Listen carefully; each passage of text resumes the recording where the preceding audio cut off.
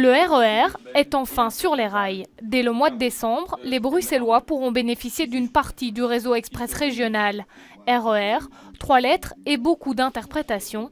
La ministre fédérale de la Mobilité et le patron de la SNCB clarifient. Le RER, ce n'est pas un Big Bang. On a toujours présenté le RER comme un peu l'événement du siècle et ça va arriver un jour, les Bruxellois vont se réveiller, ils ont le RER. Ce n'est pas du tout comme ça. Il y avait une confusion dans la tête des gens par rapport au RER parisien. En clair, notre RER, c'est un réseau de 141 gares dans un rayon de 30 km autour de Bruxelles.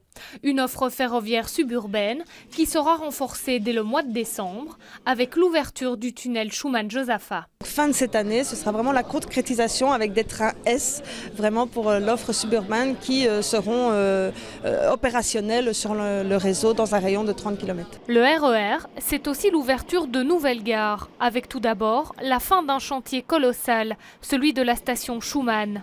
Mais surtout, la création de 2 nouvelles gares bruxelloises. L'une au pont du Germoir à Ixelles, l'autre plus au nord à Tour-et-Taxis, une zone en plein développement économique. C'est une réouverture en fait et nous avons estimé que les développements actuels et futurs du site de Tour-et-Taxis sont suffisamment importants que pour que nos trains puissent s'y arrêter. Des nouveaux logements, le parc qui est en cours de finalisation, l'IBGE qui vient de s'installer, la Vlaams Administratie qui va arriver bientôt, donc c'est une très belle opportunité. Schumann, Germoir, Tour-et-Taxis.